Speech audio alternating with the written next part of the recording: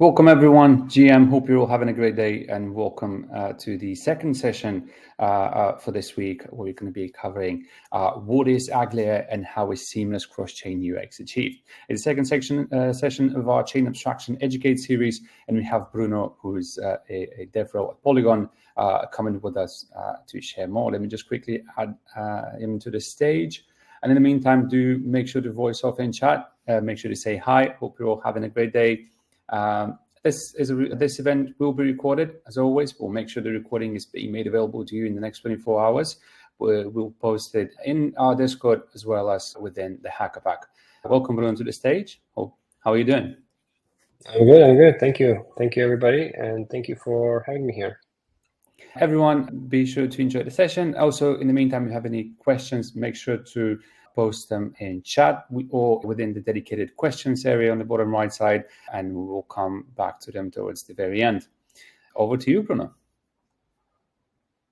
Thank you. I'm just admiring my transparent magical pickup. All right. Yeah. Hi, everybody. Let me just set up my screen share and we'll get right into it. I should note that while I generally do enjoy that people interrupt the presentation and ask me questions when they have anything to ask so that you don't have to wait until the end, I am on a single screen and I will not be able to see the chat when I'm presenting.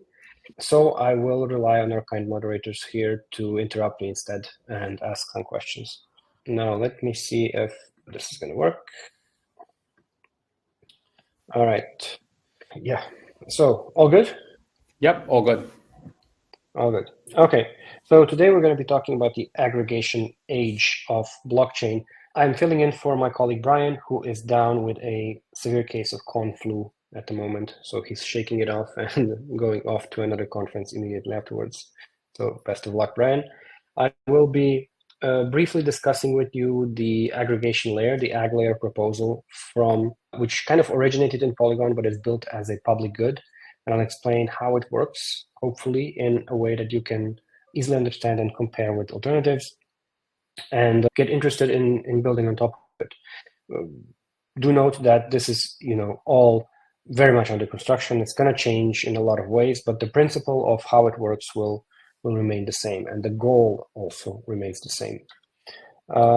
If you want to dive in much deeper on a technical level, I will share resources and how you can get in touch with me or any of the other DevRels at Polygon. We are here for you. We are happy to help you get onboarded technically or business-wise into the Polygon ecosystem or the AggLayer ecosystem, and I'm making this distinction on purpose. So if you do come up with a business idea or have one already and are just exploring this option, get in touch. We will be happy to, direct you in the direction that you have to go in order to get to what you want to build. So real quick about me, my name is Bruno. I am a DevRel at Polygon. You can always find me at my email address or Twitter. I'm Bitfalls on Twitter and Swader on Telegram. I joined Polygon a little under 3 months ago. So even I'm still catching up. And I'm actually looking forward to your questions, because I want the questions that will make me trip up, because that's going to make me learn the most. And I will be digging internally without filters or reservations to get to the answers that the public needs. Because, if I'm expected to speak publicly about this stuff, I need to know it inside and out. So please don't hold back. Previously, I worked at the Web3 Foundation as a technical educator for the Polkadot ecosystem. Before that, I was in the status team working on the Nimbus client for Ethereum 2.0 when it was called Ethereum 2.0. And before that, I started with Ethereum Solidity stuff in 2015 when Ethereum came out. I also briefly, for 3 years, I ran a company which created 5 or 6 ERC standards for modular NFTs to upgrade 721s past their current primitive form. You can check that out on evm.rmrk.app. But enough about me. Let's dive into the subject matter. So what is Polygon's mission here at this stage? It's to aggregate and scale the blockchain space so that it feels like you're using a single chain. And we'll get to how it actually creates the feeling of using a single chain. And there are some caveats here that you'll have to know about. But in general, the infrastructure for allowing this UX is what the AggLayer is going to provide. So the AggLayer is going to provide the infrastructure we needed in order to build the UX on top. We currently don't have the UX that we all want and need because the infrastructure is not ready for it. AggLayer is that infrastructure, and CDK, Polygon CDK, is a tool in that infrastructure, is a tool for that infrastructure.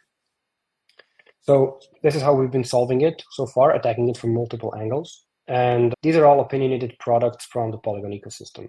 And they are detached from the AggLayer concept, but a part of it. So Polygon POS is the proof of stake chain. It was built as a side chain originally and launched that way, and has since deployed many of the popular applications, NFT collections, and what have you, as a cheaper Ethereum.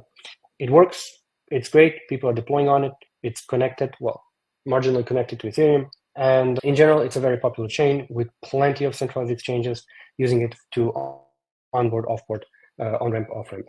So a very good option for new projects. Polygon zkEVM has later evolved as Polygon adopted a lot of zk technology and acquired a lot of zk teams. Polygon zkEVM came about as a proof of concept that a zkEVM is actually possible, so that a zero-knowledge EVM can be done with full parity with Solidity functions, so that you can actually just port your Solidity code over and have zero-knowledge proofs. Now, zero-knowledge proofs, as you might know, do not mean privacy, do not mean anonymity or any kind of that stuff. Zero-knowledge proofs allow you to compress data, essentially. Actually, Polygon zkEVM, so when it creates blocks, what it does is it actually submits all the data required to create those blocks to the Ethereum mainnet. So you could actually reconstruct the full zkEVM just from the data posted to the Ethereum mainnet. So it's not so much, it's much more expensive than POS. It's cheaper than L1, but it's much more expensive than POS. And it's generally using the technology as a proof of concept, which will get upgraded later, but it's generally a proof of concept right now. And it's a very secure chain because you can always, we'll get to the distinction between, Validiums and Rollups and other types of Rollups in general. But the zkEVM, this is the most important part. You can reconstruct the entire chain. Even if all the zkEVM nodes go down, you can reconstruct the entire chain just from the data that's been posted to the Ethereum L1. And this is a big deal. The Polygon CDK is a toolkit for building chains like this. And Polygon Miden is a really new thing, experimental thing, that allows for client-side proofing. So it kind of mixes the UTXO model of Bitcoin and the account model of Ethereum, but it allows you to generate these account nodes, which are kind of like paper slips with instructions that you can verify on your client side. So you don't need a powerful centralized prover to actually generate these proofs. You have client-side proofing. And with client-side proofs, you actually get the privacy. So Miden is focused on privacy. You get the privacy that you need because you can resolve the note on your local machine. If somebody sends you money, you resolve that note locally, and it's still valid because you'll just apply the proof to the chain, but you will not apply the raw data to the chain. So this is really cool. We'll get to that later. What's important to note is that there's this stigma where when people say Polygon, they immediately associate it with Polygon POS. But this is not Polygon, what Polygon is. Polygon is this entire ecosystem of different solutions that together serve to scale Ethereum. So we now have this Web3 that's aggregated. These 4 chains are part of this AggLayer, will be part of the AggLayer. So Miden, zkEVM, and POS are joining the AggLayer. CDK allows you to make new chains that automatically join the AggLayer. But in reality, any EVM chain can join the AggLayer. And there's no rent seeking. You don't have to pay any kind of rent. You don't have to, pay any kind of entry ticket. There's nothing like that. There's no minimum staking requirement or anything like that to enter this ecosystem. All you have to do is plug into the AggLayer, which is essentially just a contract on the Ethereum mainnet, and you're good to go. So here's another graph that kind of represents it. So far, we've had monolithic blockchains, which are super cool in terms of composability. So you have these DeFi Legos, whatever Legos, NFT Legos. You can plug and play everything, and it's all atomic, it's all synchronous. You can just plug everything together, and it just works because it's all monolithic, it's all in one system. One thing can call another thing, and those things live together, and it works. It's great, but it doesn't scale. And then you have the customizable and scalable blockchains, which are modular. So you have different blockchains. You have your app chains. You have your app chains that all have different modules. And so this is a disjointed experience, a fragmented user space, a fragmented chain space, where really, it's much more difficult to make things work together. Not only do you have to wait for the latency of communication, where one chain finalizes and then sends a message to another chain, and then that one sends a message to another chain, and all of that, the minimum time to wait is however much time to finalization each of those chains needs summed together. So that can be a very long time. But also you have this oracle problem between them where you have to kind of trust this bridge to do it well. Then if those other two chains, B and C, don't actually share the same bridging infrastructure as A and B, then you have to also trust another bridging infrastructure. And so it creates this entire mess. The aggregated chain thesis is just that all the chains can be as sovereign as they want to be, as sovereign as they need to be, but they are aggregated through one layer that actually helps them communicate very easily in a decentralized and mathematically hard-proofed way, so that they are convinced that the state that a chain is advertising is actually true. So much faster bridging, much lower latency, but still keeping the sovereignty and modularity and customizability that these modern chains are sporting now. So what's an aggregated blockchain? Horizontally scalable multi-chain network that enables access to shared liquidity and state across sovereign connected chains. This is very much a VC-focused buzzword soup, but it doesn't really convey the idea, I think, rather well, because that's really what it is. It's just a bunch of chains connected, and you kind of get shared liquidity through it, which we'll talk about a little bit later. Polygon CDK, as I said, is the chain development kit. Helps you build your own zk-powered layer 2. There are plug-and-play settings that you can activate or deactivate based on your wishes in the configuration. And once you deploy that chain, you can pick between a standalone mode, you can pick between AggLayer mode, you can pick between zk like this, zk like that, type 1 prover, type 2 prover, and so on. The CDK chain components, so these are the components of every chain that you publish. So you will have a sequencer. You will then choose what you want for your data availability. So where will you store the call data of your transactions, the call data of your blocks? Will you use the DAC or data availability committee, which is kind of like if you have nodes for your chain, then you kind of also pay them to keep this data around. So the way rollups work right now is you have Validiums and you have rollups. And what's the difference? With rollups, when you have a bunch of transactions in a block, these are aggregated. The blocks are aggregated. The blocks are, you wait for them to fill up a certain queue, a certain amount of these transactions, and then you roll them up into one, and you post that into an L1, which basically secures this chain. With rollups, you use something called the call data in Ethereum right now to store that information. So this is a cheap way to store information on Ethereum. This is basically a lot of text. And this bunch of text is stored in what's called the call data on Ethereum. And this is what allows you to actually reconstruct the zkEVM. All of this information is stored in the call data. It's expensive. It's very expensive because storing data on the L1 is very expensive in general. But it's very secure. You can always reconstruct the chain. Now, Validiums don't really care about storing the call data permanently. As soon as they prove that their state is valid, they don't care if the call data goes away. And so therefore, they don't really care about what we call here data availability. So this data that is available through data availability is this data that usually goes into call data, is the data of the blocks. So what Validiums do is they make sure that the transactions are valid. They still roll them up. They prove that they are valid. They submit the proof, but they omit the call data. So they omit the data that created this proof. Once it's proven, they don't need the source of the proof anymore. And so Validiums can flat out ignore the data, and then you kind of have this security trade-off. If the proofs are later proven to be generated by a faulty prover, this will bring the chain in jeopardy. If, for example, all the nodes go down, you cannot reproduce the chain from scratch from any kind of data because the data is not stored anywhere. So Validiums are less economically secure, but still mathematically secure because the proof is generated mathematically. Only if the math turns out to be faulty is that chain really at risk. Rollups, on the other hand, always keep their data around, and so you can always see from which data what proof has come. And so for data availability, you can choose in this CDK setup process, what do you want to keep your data around? Do your rollups data around? Do you want it to be a data availability committee, which is essentially all the nodes that are running your chain? They will also be incentivized to somehow keep that data around. Or do you want a third-party data availability, which is a rather popular market right now, where everybody's launching rollups left and right. And so, of course, services have popped up that handle this data availability for you. They allow you to hire them to basically keep your data around. One of those is EigenDA, which is a data availability layer using AggLayer to use the economic security of Ethereum to further kind of economically secure the storage of that data for rollups. So you can use a third-party DA or you can use the DAC. Then you have the type of the prover that you want to use. So this is just the type of proof that's being generated. And actually, only type 2 is now available. Type 1 is coming very, very soon. Once type 1 is available, any EVM will be able to join the AggLayer. Right now, only the CDK chain can join it.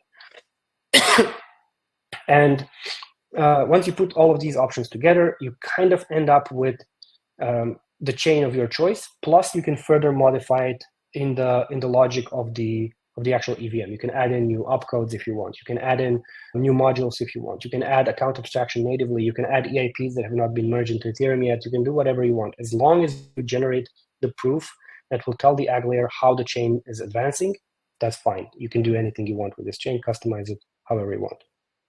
So you have the sequencer, which is responsible for verifying, ordering, and batching transactions before committing them to the main chain, which works hand in hand with the prover. This component allows any network compatible with Ethereum EVMs to become a layer 2 network powered by zero-knowledge proofs and connect via the AggLayer. While the DA layer ensures the availability of this blockchain data without the need to download it. So you have this DA layer, which keeps this data around, so you can always reference it if you need it. Now, how do we solve this? How do we use this to solve this fragmentation of liquidity? So what does fragmentation of liquidity mean? Let's say you have USDT, right? And you can bridge some USDT via Axelar to Base. Then you can bridge some via some other bridge to BNB. Then you can bridge some to somewhere else using another bridge. Then you can move it around and then have it wrapped by something else entirely. And so you have like 4 different versions of USDT on 3 different chains, and you have fragmented liquidity. And now if you want to trade, let's say you have 100,000 USDT total, but it's actually 10, 20, 30, 40. And you're not really able to use the total of that liquidity. You would have to find pools related to each of those. And usually those are quite unbalanced. One pool might be much more shallow than the other one. And so you're kind of, let's say, purchasing power of that 100K is much less than the total would say. Where does that leave you? Like, how do you do it? Do you have to bridge it back to the original? Do you have to make sure that you kind of combine all of these liquidities and then trade it again? Sure, you can do that. And many people actually do that. And this is how you would historically do it, because we have too many bridges. We have too many of these versions of assets. We can call them cloned assets, counterfeit assets, wrapped assets, whatever you want. But essentially, every bridging protocol that moves an asset around makes its own version of it, right? So you end up with this fragmented liquidity. And so how does the AggLayer actually help you do this? So this is, all right, it's a little bit of a mixed up slide, but it's okay, we can go to it. So how does it actually solve it? You have the ability to actually, so first and foremost, the AggLayer will allow any chain to talk to any other chain through the aggregation layer. Now, what is the aggregation layer? The aggregation layer is where proofs of chain state meet. Let's say that you have here CDK chain. The CDK chain sends some, actually, I think we have also an animation here. Yeah. So you have fragmented liquidity with aggregation, so everything flows inside of this aggregation layer. Whereas without aggregation, you have these different bridges that kind of split your liquidity. So what happens here? Let's say that you have some assets on one chain and on another chain. And now I want to, actually, yeah, this is a good example. So let's say I have 10,000, let's say I have 10,000 RMRK tokens on Bruno chain. And then let's say I have 10,000 RMRK tokens on Astar zkEVM. But the pool of each is very, very shallow. So the pool of let's say, Bruno chain remark tokens versus Ether, for example, is only, let's say, 10K deep. But the pool of Astar's RMRK tokens versus Ether is much deeper. And so what can I do? Well, I can actually combine in this same aggregation layer. I can send the transaction to swap from my chain into the aggregation layer, and I can send it at the same time from this chain into the aggregation layer. I can batch these into one transaction, and so now I will have a much more mild effect on the liquidity of this entire token in these two locations, because I'm executing these two equal transactions, but hitting two different liquidity pools at the same time. So I'm selling the same amount of tokens I would have sold anyway, but I'm having a much smaller effect on the token price because I'm hitting it with a much smaller volume per pool. So this is one example. Another example is, let's say that I want to send a token from this chain to this chain. Usually what you would do, usually what would happen is, you would send a token, it would get to some kind of aggregation layer, bridging layer, whatever. Then it would get settled on ETH. Then after finalization, anything else, some decentralized Oracle network of some kind, would be able to read this new state, and then it would report it back to another chain, and this other chain would then be able to act on this. And there's a lot of latency here, because you have you have one chain, you have to then wait for the finality of that chain, include that finality in the whatever layer is reporting to ETH, then the ETH has to finalize, and then you have to bring that back into the other chain. So there's a lot of latency, right? But if this chain can prove that its state is valid, we don't have to wait for this finalization. Indeed, we don't have any interchain latency at all, because these chains can immediately communicate. So they can, their requests, their intents can meet in this aggregation layer. So I say, send tokens to this chain. And this chain says, all right, I have this balance. I will generate the send tokens transaction, and here's the proof that it's valid. Now this chain can immediately check, all right, this proof is indeed valid. This will really pass. We don't have to wait for it to finalize on ETH. We can just do it immediately. And so the function that needs to be executed on this chain can be executed immediately, whereas the total of these two operations that have just happened will be settled on Ethereum later on when everything gets submitted. So the chains can communicate much more quickly, and you also get this kind of connectivity of functions across chains where you can actually do something on chain A and trigger a function on chain B or C or D, which we'll see later with the bridge and call method. So it's super cool in that it really connects things very, very quickly. There's this unified bridge contract that actually takes care of all this. And so you have all of these chains that can really communicate with each other really quickly within this aggregation layer without waiting for each other, right? So yeah, so we can read this real quick. The aggregation layer allows any EVM chain to connect to an aggregated user base and unified liquidity, which what we just described.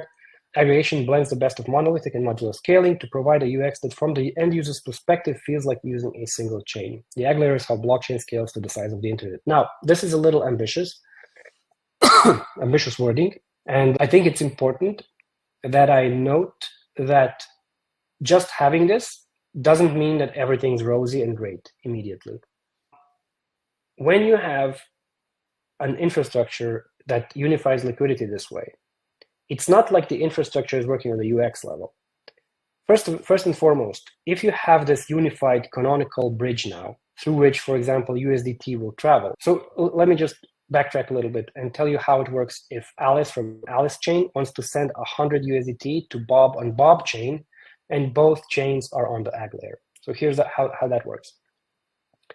First and foremost, USDT is a new canonical asset. This bridge will be considered canonical for this USDT assets. So yes, this is another type of USDT, but it's blessed by Tether themselves, so it is considered to be canonical. All of these other bridges that are bridging USDT, they're doing it on their own. They're kind of creating the wrapped USDT contract on the destination chain. They're locking the USDT on the source chain, and then they're minting their own synthetic on the destination chain. This is fine. This is exactly how this works, only in this case, it's canonical. It's blessed by the organization, by the native asset itself. So This is assumption number one. Assumption number one is that we have this new canonical bridge, which is already active today. So we have a canonical bridge. So the asset that's being bridged through it is the new canonical asset. All right. So Alice wants to send 100 USDC from Alice chain to Bob chain. What happens actually? Alice generates a transaction that says send this much to Bob via the AggLayer. Now, the AggLayer is going to lock these or burn the tokens on Alice's end, more likely burn the tokens on Alice's end, and mint them on Bob's end. The AggLayer can do this because the AggLayer itself is the canonical bridge for this asset. Now, this USDT that Bob just got can be used in DeFi the regular way because everybody recognizes the canonical USDT and it just works in Aave and whatever he wants to use it for. But the other, one more assumption, which is, I think, a pretty big deal and a great opportunity for anybody listening who's entrepreneurial and wants to build a big thing, is it all kind of depends on having a new super wallet. Because you still need a wallet to show you this balance in this way. You still need a wallet that reads the AggLayer directly and shows you these canonical assets and allows you to call these transfers. Because infra without UX is nothing. So it's up to you to build the UX on top of this infra that will actually call these functions and show them in a nice way to the users. So please, somebody save us from the plight that is MetaMask. Save us from using that horror of UX and finally revolutionize the Web3 UX to where we all want it to be. Somebody please kill MetaMask with UX programs, please. All right, so we have these assumptions out of the way. Some things are necessary for this to work very smoothly, but once they exist, it's going to be rosy. So we have these cross-chain native tokens. So we call them native tokens. They're not actually native. They're just canonical. But this is the nomenclature that marketing used. So we're going to play with it. And now we have this bridge and call thing. So bridge and call is a pretty cool method where you can bridge an asset and immediately call a function. And if that sounds kind of restrictive, like what if I just want to call a function? You can also bridge 0 and call a function. It's fine. It's very simple. After bridging an asset, another action can be executed immediately after. And you can actually bridge and call, a bridge and call, a bridge and call. So you can actually chain these as long as you need to get to this money Lego situation where you're connecting all of these different things. And it works really well. So this theoretical example says a user can send ETH from Polygon zkEVM to immutable zkEVM and in the same transaction buy an NFT on immutable zkEVM. Yes, indeed. So you would send the transaction, the AggLayer would immediately issue that function and the function will be called. Granted, again, another assumption, let's be transparent and honest here. Another assumption is that the destination platform is aware of this. So you do need some contract glue, of course, such that the bridge and call method can be recognized by the destination contract that you're trying to call. So you can't just put any random bridged asset into a contract on a destination chain and expect it to work, right? There has to be some glue. So you have to do a little bit of work. But as long as you call the bridge and call function, it's basically like calling any other function of any other smart contract. So that works really, really well. Much like reduces the transactions to a total minimum. You can batch so much. And again, super wallet needed to batch these really well on the UX level. But it's looking really good in terms of what this infra allows us to do. So the benefits are kinda, I guess, clear, I hope. You have these native tokens or canonical tokens, as I like to call them more, which makes it much more simple to manage the same token, but handle its different versions. There are no more different versions. Then you have these security implications. I mean, security benefits from zk. You have additional math security on top of cryptographic and economic security. All right, that's cool. You can also transfer messages across chains, so you can actually build these composable applications that are really cool across different blockchains of different levels of security. And also, what's really cool is the chain that joins the AggLayer can choose how trusting it is of another chain. And so what does it mean, trusting? Well, you could join a kind of sus. You could bridge to a sus chain, like let's say Blast, right? I don't think anybody thinks it's going to be around in like a year. And the Blast chain might equivocate, right? It might send some, it might be attacked, it might send some conflicting transactions and so on. And so when you're generating the proofs that your state is valid, you can lie. The AggLayer will always check if it's really valid before it commits it to the Ethereum mainnet L1. But if you really trust the chain, you can actually parse its message in the pre-confirmation stage. So that's when they're still in that AggLayer box. You can trust it and execute a transaction immediately. But if you're dealing with a really sus chain, you can just configure that and say, when we're dealing with messages from Blast, I'm going to wait until ETH settles it, and then I'm going to read the message. So communicating with Blast is going to be 15 minutes slower, but it's going to be very secure. And communicating with anything else is going to be super fast, and I'm going to care much less. So you can choose that per chain. Every chain can do that choice for itself.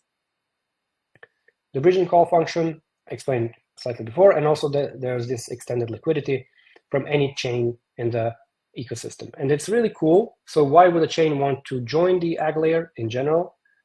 First of all, there's no rent seeking. There's nobody to pay to join this. It's free for everybody. It's designed to scale Ethereum. And that's kind of the mission that really drew me to this, because that's where I started in Ethereum. And I want to help Ethereum do better. This helps Ethereum do better. Secondly, if you plug into this, you automatically have the immense benefits of auto-connecting to the POS, the Polygon POS. And since Polygon POS has a huge ecosystem and a huge number of integrated CEX ramps, you enjoy the benefits of easy on and off ramping of your users to centralized exchanges, because you can now bridge and call from your chain to and from Binance or something. And that's really cool, because you no longer have to negotiate with these exchanges for on-ramp, off-ramp. Of course, for your token listing, whatever you want to do. But on-ramping and off-ramping becomes infinitely easier. It's super cool. On the AggLayer components, so we have these pessimistic proofs, which we'll cover in a bit. But in general, what a pessimistic proof does, and it's, again, it sounds much more complicated than it really is. A pessimistic proof is just a balance tracker on L1 on Ethereum, which makes sure that a chain can only withdraw as much of a canonical asset as has been deposited into it. So if a chain gets broken, if a chain gets hacked or rugged or anything, it can only damage itself for as much as it has had deposited into it. It cannot there's no contagion to break out of this contaminated chain. Nobody else is going to be caught in the blast. So only this chain will melt down. Only this chain will lose the assets that have been bridged into it, but nobody else is going to get hurt. And this is what pessimistic proofs basically make sure cannot happen. Proof aggregation really makes things cheaper by amortizing proofs across all chains. So how does it do that? When all of these chains that are connected to the AggLayer are submitting their proofs, these proofs are then aggregated, and a proof of these is generated so that a single proof is submitted to the L1. And this is infinitely cheaper than submitting all the call data, all the proofs, all the information from every single chain that enjoys the ecosystem. Spoiler alert, this is not yet live. This is coming in AggLayer v2, which is going to be launched by the end of the year. AggLayer v1 is still a little bit expensive to use, but it already has several chains connected to it, and if it works, you can already test it. But it's not as cheap as it's going to be very soon. And of course, the unified bridge allows for token fungibility across chains, as long as you're using that canonical asset. So let's talk a little bit about these pessimistic proofs. This is a security mechanism that safeguards cross-chain transactions by assuming each prover can be unreliable, ensuring that threats are isolated and funds remain protected within each chain. So prover can be unreliable. That's the key part. It treats everybody as, have you been hacked already? Are you approaching me in a hacked state? Prove that you're not.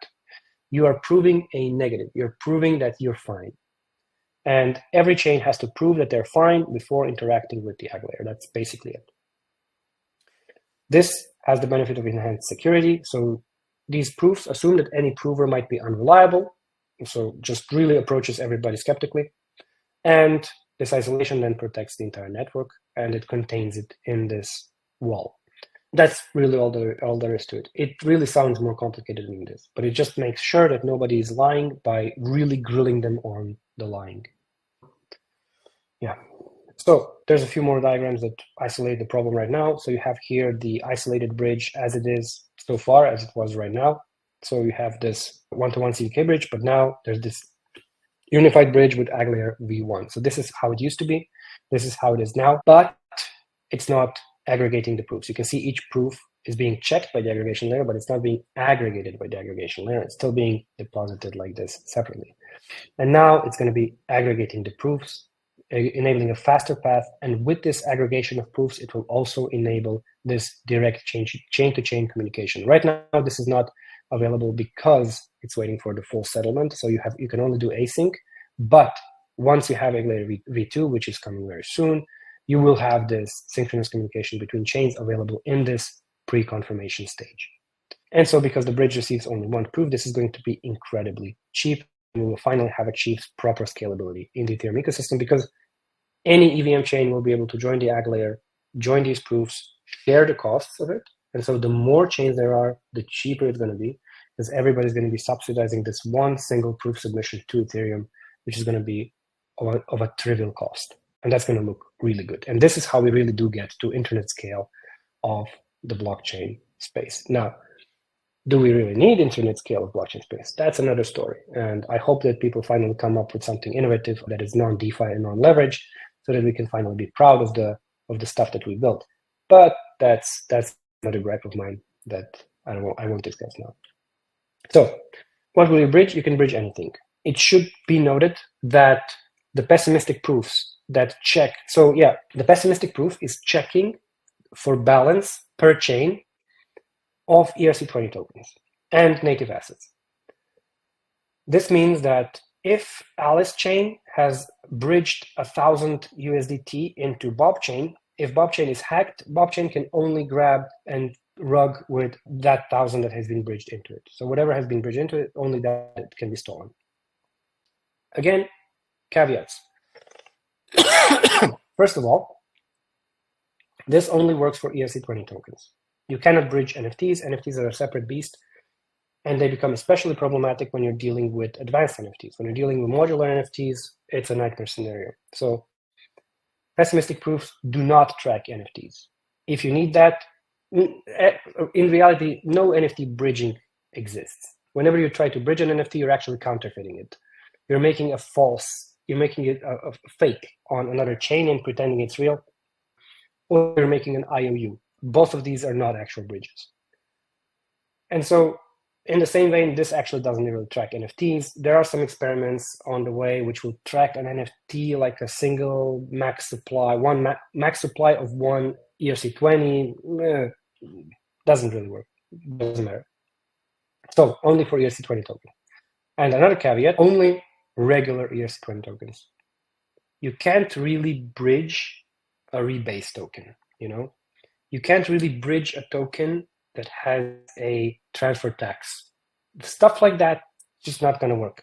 You would have to add some special rules on the minting side of each side so that this gets synchronized to the AggLayer, and this is possible, but it's more of a headache than it should be.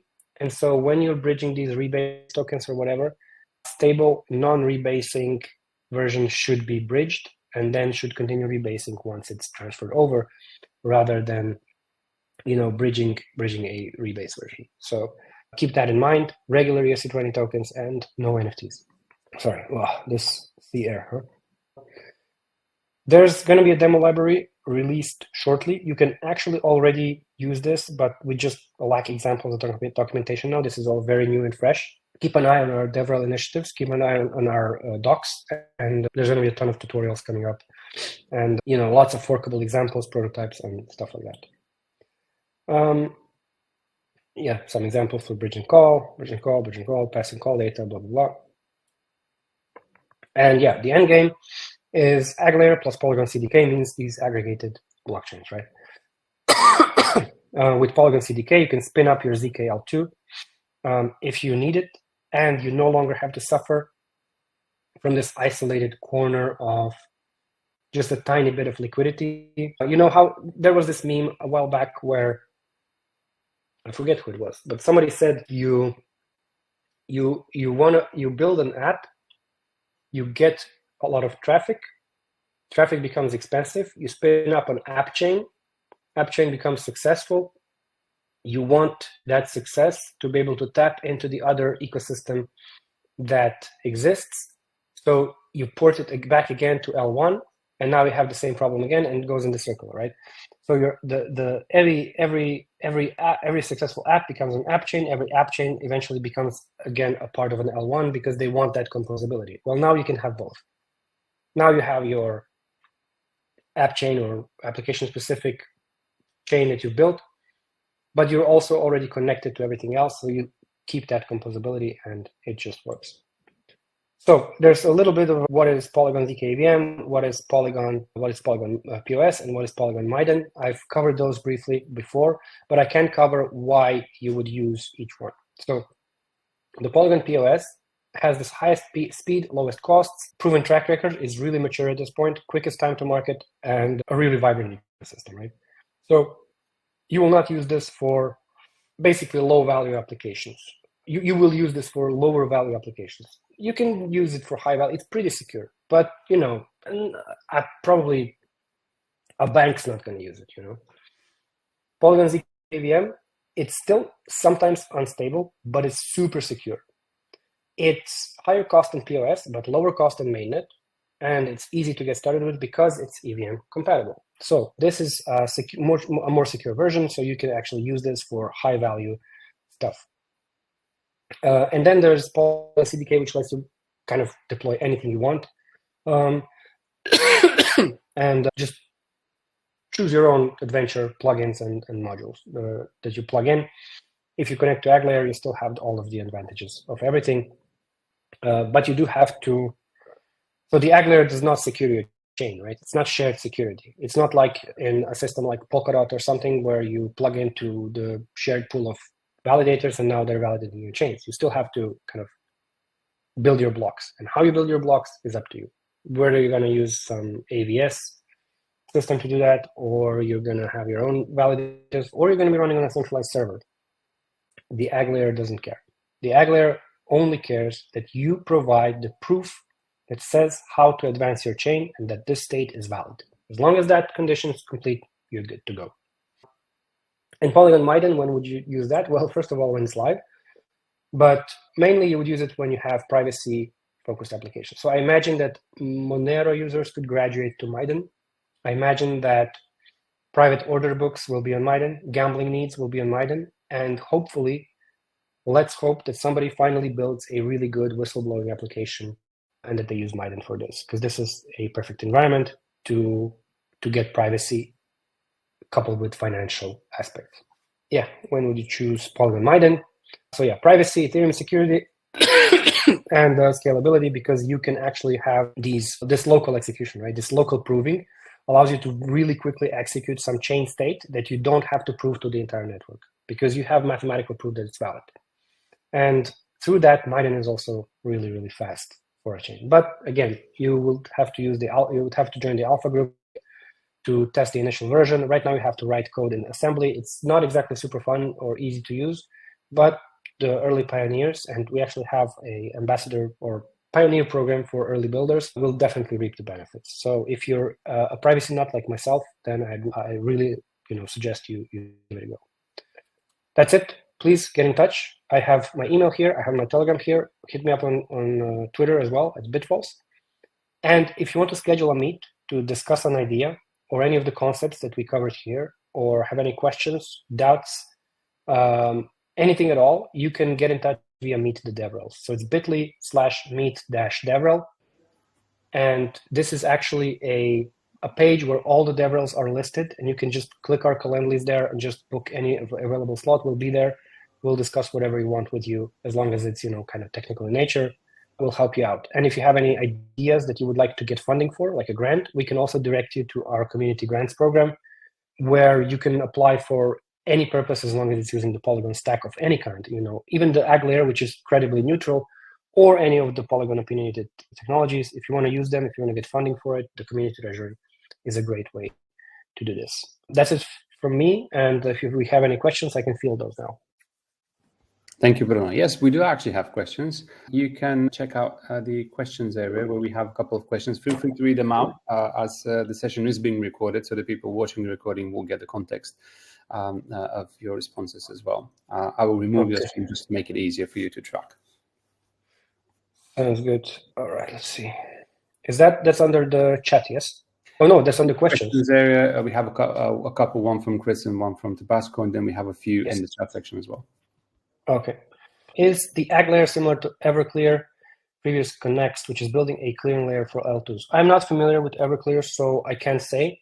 Sounds like it is, based on this one line, but I will definitely make a note to check it out in my document, and I can definitely get back to you. So Everclear, I'll make a note. I was actually looking, just today, I was looking in the Lobsters Telegram group, which is, by the way, if you're not there, you're missing out. Lobsters is the OG group of builders from 2015. We're all underwater, we're all poor, but we're all builders and we're all hardcore. So you should go and join the Lobsters and discuss there. Every founder is there. Everybody who ever built something meaningful is there. So go there and discuss. And I was just asking today if who else knows about any kind of this type of bridging that's trying to unify everything. And nobody mentioned Everclear, so this is a good add-on. Thank you. From Tabasco, do you see things like Optimism Superchain or zkSync Elastic Chain as competitive solutions? If so, how do you see fragmentation between solutions being handled? Yeah, I was just joking today that somebody's going to have to build an aggregation layer of aggregation layers, and then we're going to end up with another aggregation layer of aggregation layers, and then somebody's going to have to build an aggregation layer for that. So who knows how high this pyramid will stack. Optimism Superchain. So one problem with Optimism is that in Optimism, you have this exit delay. And so Optimism can't really get around the fact that you need a big delay to allow people to submit fraud proofs if something's wrong. And this is why Optimism is not really easily joining the AggLayer in a low latency way, because they can't get away from this 7-day requirement. This is very, very tricky. And so in their superchain, there's a lot of, I would say, unwarranted optimism going on, in that if this superchain grows like they intend to, it's going to be really difficult to consolidate all of those delays.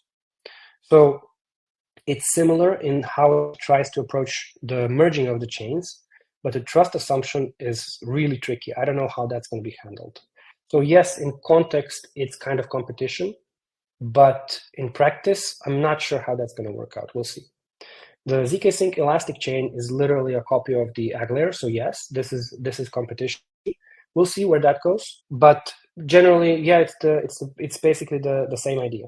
Now, I imagine that a lot of these, and there are more actually. I don't exactly know how the internals of the Elastic Chain, how it's going to work. But given that they've just announced it, I would say that they are, they still need a bit of time to get to V0, where we're at. One thing that worries me about this is, how are they going to handle this canonicalization of assets, right? Because the Web3 industry is a cutthroat industry, and unfortunately, he who ships wins. And sometimes fake products are shipped. So people make really unhealthy trade-offs in order to be first, because they know that, being first is priceless.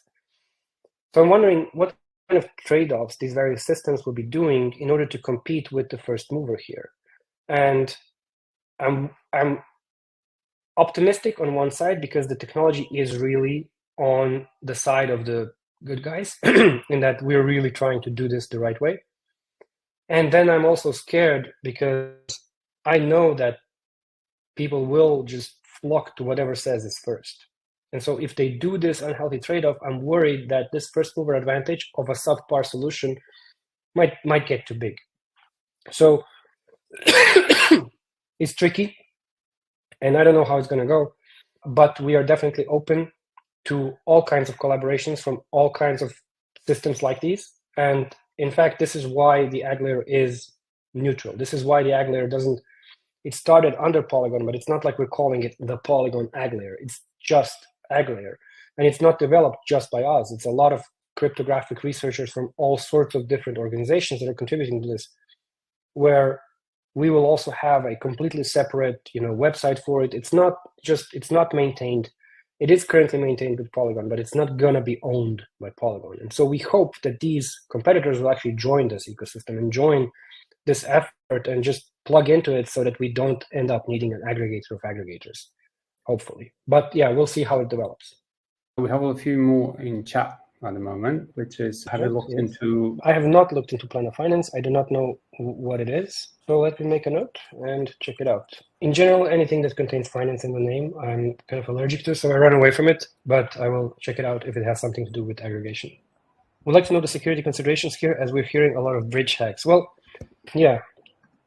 So bridge hacks happen because of two reasons. One is they're centralized and make this really bad trade-off of having what's essentially a hot wallet sitting somewhere on a server and just bridging it via script and assigning balances on various chains. This is how multi-chain got hacked, basically. This is not a thing here. Here, you have this one unified bridge contract on Ethereum. There's only one contract handling all of this. This contract is audited to hell and back, and it's really bulletproof. It's as bulletproof as the Ethereum deposit contract for staking. And then the rest of the stuff is math. If you manage to hack physics, if you manage to hack math, you will hack this bridge. But otherwise, it's as secure as cryptography is for proving stuff. So if you come up with some kind of quantum magic to actually beat this cryptography, yes, this bridge becomes hackable. But in this paradigm of decentralized bridges that are actually purely math-based, there is no fear of malicious actors, actually breaking in and stealing something from the bridge. They can break the chains, the individual chains. The individual chains can have their keys or whatever on a hot server, and they can lose access to the wallet, and social engineering can trick their devs into thinking hot Asian women want their private keys and whatever. But even if that happens, only this chain will be able to lose only the amount of money that was deposited into it. So it will not contaminate the rest of the ecosystem. So it is possible that a chain in the ecosystem gets compromised. It is not possible that it contaminates the rest of the stuff and that it takes money out of the bridge that belongs to other chains or people that are not on that chain. Will the AggLayer replace existing bridging? I lost the message. Hold on. Bridging services like Wormhole, Seller, Crosschain. Yeah, so this is the point, right? Seller, I think, is Connext. Is it? I don't know. Wormhole was Wormhole was with AggLayer is separate. So yeah, it is a bit of a competition with these bridging services. It might, but the hope is that these services will just join the AggLayer and continue to sell their service just through, this is just an alternative infrastructure for them to continue doing their work as well. So it doesn't have to be a competition, doesn't have to be an attack. They can just join this ecosystem and expand it. Every single project, every single chain that joins this ecosystem grows the pie for everybody. And so it's not extractive. It's not, it's really, others don't have to lose for this to win. We can all win. Is unified bridge the same as AggLayer? Who validates it? What amount has been deposited onto the AggLayer? So the unified bridge is not the same as the AggLayer. The AggLayer is the layer that aggregates these proofs. These will be nodes that are aggregating these proofs together and submitting the final proof onto Ethereum. The unified bridge is part of the AggLayer. It's a contract on the L1 that is basically transferring balances. What it comes down to, in a really simple way, is you have a map of asset chain balance. So you have like USDT, 75 trillion billion, Bob chain. That's it. And so this is how it just maps balances to stuff. And this is the bridge. And then you just move those balances around. And this is how it's actually technically bridging, Contract links, who validates the amount that's been deposited onto the AggLayer? Ethereum itself. Ethereum is through those proofs. Could you share the contract links with us? I don't have them at hand. You would have to go to docs.polygon.technology. They're all there, and there are different sections for the AggLayer, the CDK, the zkEVM, Miden, everything, and all of them have their contracts listed, so you can check it out there and inspect them on Block Explorer if you want. Contact links. Sorry, contact links. Yeah, let me put it into the chat. So you can just hit me up on Telegram at Swader. You can go to bit.ly. What is bit.ly/meet DevRel, and you can get me on Bitfalls on Twitter, and you can get me at Polygon Technology. There you go. What else do we have? Yes, great. The Lobster DAO link. Good job. All right. Practically speaking, how does an organization in existing ERC20, for example, actually join the AggLayer? As an organization with an ERC20, you don't have to do anything to join the AggLayer. As long as your chain, the chain that your token is on, is connected to the AggLayer, you're already in. So you can already bridge your token with the AggLayer as long as the chain you're on is already on the AggLayer. That's all there is to it. That's all you need to do. There's really nothing else. I think that is it from the questions. Maybe you spoke about the importance of wallets. What is, in your opinion, the one thing that complicates the existence of such a unifying wallet that will make it possible for UX to be improved? What are the biggest hurdles, do you think? And also from that point of view, doesn't it make sense that someone doing something such as developing a product such as AggLayer is in the best position to develop such a wallet, knowing the intricacies of how AggLayer would function? The AggLayer is actually remarkably simple. It's just a few contracts and a few function calls. So really, it's time for a UX wizard to just compose it into a beautiful UI and launch that. The main problem right now is you have to, there are many problems here with Web3 UX. One is that today people just don't know how to develop. Back in my day, you would write a website in Notepad without code hints on the desktop. You would double click it and it would run. It would run offline. Now you need 16 gigabyte machines to open a React website that's hosted in Vercel and just hoping to survive the next AWS outage. This is a problem of the modern world where they've shoved React.js down everybody's throat to justify 400K annual salaries in the FANG region and to keep people employed who generally don't produce anything valuable. A team that's using React of 10 people has the productivity of 2 people who are not using React. And so you have these over-engineered, over-bloated applications that use a lot of RAM and that 1 year later, after you start developing them, have buried you in so much tech debt and infrastructural debt that you can't actually innovate your way out of it.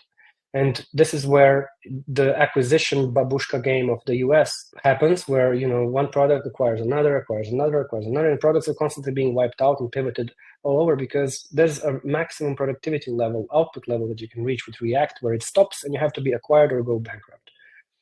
This is what's happening to Web3 today. Everybody's a script kiddie who forks the same UI prototypes, uses the same components, and it all falls apart at the same level. And so what's that level?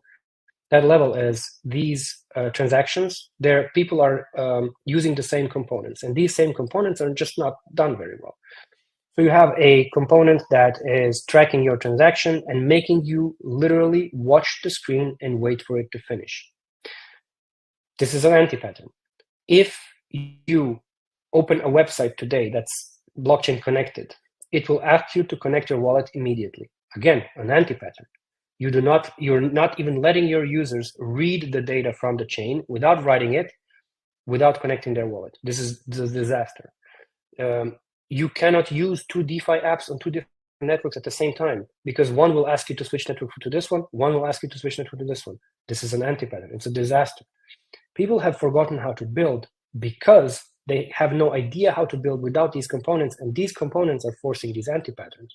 Today, if you try to execute a transaction with MetaMask, you're going to get not 1, not 2, but 3 pop-ups hitting you in the face, all 3 telling you, please wait for your confirmation of transaction. This makes no sense, but nobody can do anything else because we've simply lost the ability to code well. Everybody's looking for these shortcuts, and so we have these UX problems, which are inherently caused by a bad stack. And as soon as we move away from that stack, as soon as people start developing on the low level again, as soon as people start like, okay, how do I actually connect the wallet myself without relying on this package with 18,000 dependencies from NPM? And this is where you realize that you can actually do it in 2 kilobytes of code, and that you don't actually need 7 megabytes of packages. And so then you start realizing, okay, well, this was kind of remarkably easy. What else can I do? And so you figure out that you can actually, in 4 lines of code, call a contract rather than 1,400 lines of code. And so it's all much simpler. And suddenly you end up with a 15 kilobyte web page that loads instantly and doesn't ask you to switch networks. And then you realize, like, what are we doing? Like, what is this? And to verify this, I actually went and built an app like 6 months ago just to test this. And it really does work. It really is simple. Today, browsers work so well. Their API is unified. You don't even need these, abstraction libraries and so on. So people just need to become more creative and be less afraid of trying new technologies. And then we'll have this great UX on top. The other major problem in Web3 is that most people who build in Web3 don't dog food. And what is dog fooding? Dog fooding means eating your own dog food, means trying your own product. Most product founders don't actually use what they've built. And so they don't understand what doesn't work. Their own product doesn't frustrate them enough to notice what's wrong so that they could improve it. And so this is another big problem. Once we solve these two, once we get people who are creative and interested enough in trying new things and also like to use their own product, this is when we will make real progress. And for that, we need brave teams who get funding to build a super wallet from scratch without using out-of-the-box components, without any kind of React Native shenanigans, without any kind of bloatware. Just pick one thing that you want to do. Don't trust what other people tell you how to do it. Go research and do it yourself. And I promise you, it's so much simpler than using all these bespoke libraries and everything. You can actually do good UX and good visual design without relying on these packages. So, bit of a rant, sorry about that, but it's like, I've been seeing this for 10 years. I really wanted to change. And yeah, we can change it. Real quick, Jennifer asks, is Discord the best place to keep up with Polygon? Yes, it is. If you're a Discord native, you should go to Discord. If you want to follow it on the technical side, there's Polygon R&D Discord, which is super technical. It will tell you about all the technical progress and so on. Community Discord is just Polygon. Both are linked on the website on polygon.technology. Community is more casual. Community deals with NFTs, userland apps, dApps, and so on. R&D deals with protocol, POS, zkEVM, technical stuff. We're also reviving the developer forum where you can ask technical questions, but I encourage you to meet the DevRel to talk to us directly. Thank you, Bruno. Harsh words, but I think words that we can all agree with, to end a really, really amazing workshop with a lot of interesting content. I hope everyone in the audience enjoyed it. Thank you all for the questions. It was great to have you, Bruno, for the session. This marks the end of the second workshop for this week. We will continue with workshops next week. Until then, as always, all these workshops are recorded and we'll make sure to make them available in the next 24 hours. They will be posted both on Discord and we'll add them in the Hacker Pack. Hope you all enjoyed this one. Thank you, Bruno, and see you all soon. Have a great day. Thank you so much. Bye. See you on chain. See you. Cheers.